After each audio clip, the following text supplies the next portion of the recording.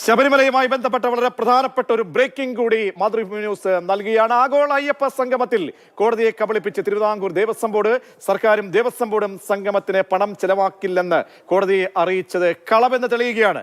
Devaswom കമ്മീഷനുടെ surplus ഫണ്ടിൽ നിന്നും 3 കോടി രൂപ അനുവദിച്ചതിന് തെളിവ് മാതൃഭൂമി ന്യൂസിന് ലഭിച്ചിരിക്കുന്നു. പ്രശാന്ത് കൃഷ്ണയാണ് ഈ വളരെ പ്രധാനപ്പെട്ട വാർത്തയുടെ വിവരങ്ങൾ നൽകാൻ ചേരുന്നത്. പ്രശാന്ത്, അന്ന് കോടതിക്ക് നൽകിയ അഫിഡവിറ്റിൽ കോടതിക്ക് നൽകിയ മറുപടിയിൽ പറഞ്ഞത് ഒരു പൈസ പോലും, നയാ പൈസ പോലും സർക്കാരിന്റെയോ അല്ലെങ്കിൽ ദേവസ്വം ബോർഡിന്റെയോ പൈസ ഈ സംഗമത്തിനായി ചെലവഴിക്കില്ല എന്നാണ്. ഇപ്പോൾ നമുക്ക് വ്യക്തമാകുന്നത് എന്താണ് രേഖകൾ പരിശോധിക്കുമ്പോൾ? ഏറ്റവും സുപ്രധാനമായ രേഖ 15/9/2025, അതായത് ആഗോള അയ്യപ്പ സംഗമത്തിന് 5 ദിവസം മുൻപ് ദേവസ്വം കമ്മീഷണർ പുറത്തിറക്കിയ ഈ ഉത്തരവിൽ ആണ് ഇത് സംബന്ധിച്ച ഏറ്റവും നിർണായകമായ തെളിവുകളുള്ളത്. അതായത് ദേവസ്വം ബോർഡ് ഹൈക്കോടതിയെ അറിയിച്ചത് ദേവസ്വം ഫണ്ട് ഉപയോഗിക്കില്ല ആഗോള അയ്യപ്പ സംഗമത്തിന്റെ ചെലവുകൾക്കായി എന്നതായിരുന്നു. പക്ഷേ അതിനുശേഷം പിന്നീട് ദേവസ്വം മന്ത്രി VN വാസവൻ അടക്കം ദേവസ്വം ബോർഡ് പ്രസിഡന്റ് അടക്കം ഇക്കാര്യങ്ങൾ വിശദീകരിക്കുകയും ചെയ്തിരുന്നു. സ്പോൺസർമാരിലൂടെ ഇത് കണ്ടെത്തുമെന്നാണ് പറഞ്ഞിരുന്നത്. പക്ഷേ ദേവസ്വം കമ്മീഷണറുടെ ഉത്തരവിൽ പറയുന്നത് ഈ ആഗോള അയ്യപ്പ സംഗമത്തിന്റെ നടത്തിപ്പ് ഇത് MOU പ്രകാരം Indian institute of infrastructure and construction എന്ന സ്ഥാപനത്തിനെയാണ് ഏൽപ്പിച്ചിരുന്നത്. അതൊരു ഇവന്റ് മാനേജ്മെന്റ് കമ്പനിയാണ്. അവർക്ക് ഇതിന്റെ ആകെ വരുന്ന അയ്യപ്പ സംഗമത്തിന്റെ നടത്തിപ്പ് ചെലവെന്ന് പറയുന്നത് 8,22,42,147 രൂപയാണ്. ഇതിൽ 3 കോടി രൂപയാണ് അഡ്വാൻസായി ആദ്യഘട്ടമായി അനുവദിച്ചത്. ഇത് അനുവദിച്ചത് ഏറ്റവും പ്രധാനം ദേവസ്വം കമ്മീഷണറുടെ സർപ്ലസ് ഫണ്ടിൽ നിന്നാണ്. ദേവസ്വം കമ്മീഷണറുടെ സർപ്ലസ് ഫണ്ടിന്റെ അക്കൗണ്ട് നമ്പറാണ് ഈ 11,1091 എന്ന് അവസാനിക്കുന്നത്. അതായത് ആ സർപ്ലസ് ഫണ്ട്, ദേവസ്വം കമ്മീഷണറുടെ സർപ്ലസ് ഫണ്ട് എന്നത് ശരിക്കും പറഞ്ഞാൽ അതായത് ഭക്തരുടെ പണമാണ്, ദേവസ്വം ബോർഡിന്റെ പണം എന്നത്. അപ്പോൾ ഈ സർപ്ലസ് ഫണ്ട് ഒരു തരത്തിലും ഇത്തരം ആവശ്യങ്ങൾക്ക് വിനിയോഗിക്കാവുന്നതല്ല. മാത്രമല്ല ഹൈക്കോടതിയുടെ അനുമതിയോടെ കൂടെ മാത്രമേ ഈ ദേവസ്വം കമ്മീഷണറുടെ സർപ്ലസ് ഫണ്ട് അനുവദിക്കാൻ കഴിയുള്ളൂ.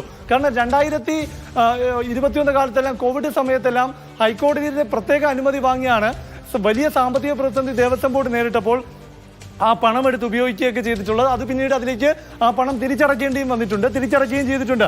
ഇവിടെ ഇപ്പോൾ ദേവസ്വം ബോർഡ് ചെയ്തിരിക്കുന്നത് ദേവസ്വം സെക്രട്ടറിയുടെ കത്ത് 13/8/2025 ദേവസ്വം സെക്രട്ടറിയുടെ കത്ത് പ്രകാരം ദേവസ്വം കമ്മീഷണർ ഈ ആഗോള അയ്യപ്പ സംഗമത്തിനുള്ള ചെലവ് വഹിക്കുന്നതിന് വേണ്ടി ഈ ഇവന്റ് മാനേജ്മെന്റ് കമ്പനിക്ക് ഇത് നൽകുന്നതിന് വേണ്ടിയാണ് ഈ പണം 3 കോടി രൂപ ദേവസ്വം കമ്മീഷണറുടെ സർപ്ലസ് ഫണ്ടിൽ നിന്ന് എടുത്ത് ഉപയോഗിച്ചിരിക്കുന്നത്. വളരെ ഗുരുതരമായ ഒരു പ്രശ്നമാണ് പ്രശാന്ത്. അതായത് കുറച്ചുകൂടി ക്ലാരിറ്റിക്ക് വേണ്ടി ഈ 8.2 കോടി നൽകേണ്ടത് Indian institute of infrastructure construction, അതായത് ഈ കമ്പനിക്കാണ് അല്ലേ, ഈ കമ്പനിക്കാണ് നൽകേണ്ടത് 8.2 കോടി രൂപ. അതിലാണ് ഈ 3 കോടി രൂപ കമ്മീഷണറുടെ ഈ ഫണ്ടിൽ നിന്നും സർപ്ലസ് ഫണ്ടിൽ നിന്നും അനുവദിച്ചിരിക്കുന്നത്. അതായത് നമ്മൾ പറഞ്ഞതുപോലെ തന്നെ ഈ സർപ്ലസ് ഫണ്ട് എന്ന് പറഞ്ഞു കഴിഞ്ഞാൽ എന്താണ്, അത് നമ്മൾ ഓരോരുത്തരും അതായത് ഓരോ ഭക്തരും കാണിക്കുക ഇടുന്നതിന്റെ അടക്കമുള്ള കാര്യങ്ങളല്ലേ. അപ്പോൾ എന്താണ് ഈ കമ്പനിയുമായിട്ട് ഇവന്റ് മാനേജ്മെന്റുമായി ബന്ധപ്പെട്ടുള്ള ഈ പണ ഇടപാടിന്റെ കാര്യം? പ്രതീക്ഷ മനസ്സിലാക്കേണ്ടത് ദേവസ്വം കമ്മീഷണറുടെ സർപ്ലസ് ഫണ്ട് എന്നത് മറ്റൊരാവശ്യങ്ങൾക്ക് ഉപയോഗിക്കാവുന്നതല്ല.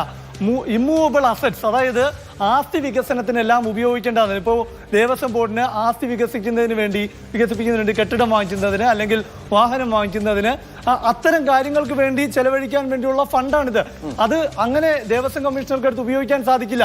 ഇവിടെ ആഗോള അയ്യപ്പ സംഗമം പോലൊരു പരിപാടി നടത്തുമ്പോൾ അവിടെ അതിന്റെ ചെലവുകൾക്കായി പന്തൽ കെട്ടുന്നതിനും ആഹാര ആവശ്യങ്ങൾക്കും അതുപോലെ ഭക്ഷണാവശ്യങ്ങൾക്കും അതുപോലെ സംഗമത്തിൽ പങ്കെടുത്തവർക്ക് താമസ സൗകര്യത്തിനെല്ലാം വേണ്ടിയുള്ള പണമാണ് ഇത്തരത്തിൽ വിനിയോഗിക്കപ്പെട്ടിരിക്കുന്നത്.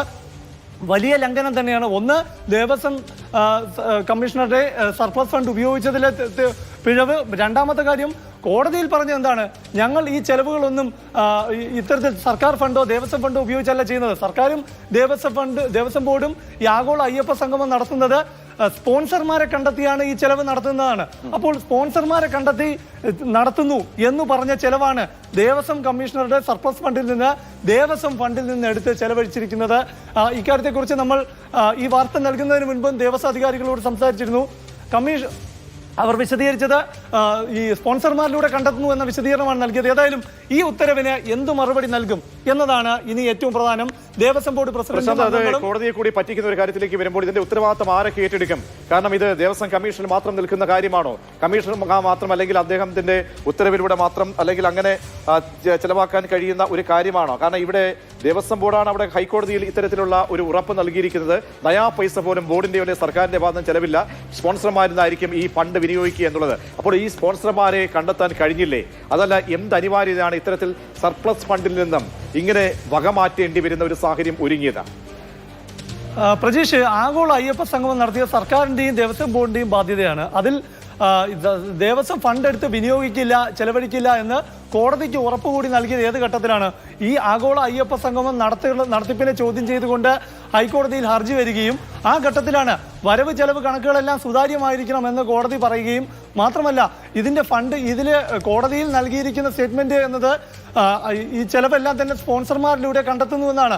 അപ്പോൾ സ്പോൺസർമാരിലൂടെ കണ്ടെത്തുന്നുവെന്ന് കോടതിയിൽ പറഞ്ഞ ശേഷം പിന്നെ ദേവസ്വം കമ്മീഷണർ ഇത്തരത്തിലൊരു ഉത്തരവ്, അത് 3 കോടി രൂപ ഈ Indian institute of infrastructure and construction എന്ന ഇവന്റ് മാനേജ്മെന്റ് കമ്പനിക്ക് ഈ ആഗോള അയ്യപ്പ സംഗമം നടത്തിപ്പുമായി ബന്ധപ്പെട്ട ചെലവുകൾ മീറ്റ് ചെയ്യുന്നതിന് വേണ്ടി നൽകിയെന്ന് പറയുമ്പോൾ ആ എന്ത് വാക്കാണ് ദേവസ്വം ബോർഡ് ഹൈക്കോടതിയിൽ നൽകിയത് എന്നത് ഏറ്റവും പ്രധാനമാണ്. തീർച്ചയായും ഹൈക്കോടതിക്ക് മുന്നിലേക്ക് വരുന്ന പ്രധാനപ്പെട്ട ഒരു വിഷയമായി ഇത് മാറുകയാണ്. തീർച്ചയായും പ്രശാന്ത്, ഇക്കാര്യത്തിൽ ഇനി ദേവസ്വം ബോർഡിനെ സംബന്ധിച്ചോളം എങ്ങനെയായിരിക്കും ഇത്? കോടതിയുടെ ശ്രദ്ധയിൽ എന്തായാലും സ്വാഭാവികമായും വരില്ലേ പ്രശാന്ത്? ഹൈക്കോടതിയുടെ ശ്രദ്ധയിലേക്ക്, ദേവസ്വം ബെഞ്ചിന്റെ ശ്രദ്ധയിലേക്ക് ഇക്കാര്യങ്ങൾ വന്നു കഴിഞ്ഞാൽ ഉണ്ടാകാവുന്ന ചോദ്യങ്ങൾ, അതിന് ദേവസ്വം ബോർഡ് പറയാൻ ഇടയുള്ള മറുപടി, അവിടെ ഒരു ഉത്തരവാദിത്തമായി പ്രശാന്ത് കേൾക്കാമെങ്കിൽ, അതായത് ഈ പറയുന്ന പ്രശാന്ത് കേൾക്കാമെങ്കിൽ, അതായത് ഇത് വളരെ പ്രധാനപ്പെട്ടതാണ്, ഒരു ലംഘനമാണ്. കാരണം ഇത് കൃത്യമായ മോണിറ്ററിംഗിലൂടെ ഇതിനൊക്കെ ഒരു മോണിറ്ററിംഗും വ്യവസ്ഥയും വെള്ളിയാഴ്ചയും ഉണ്ടാകണമെന്ന് പറഞ്ഞതാരാണ്? ഹൈക്കോടതിയാണ്.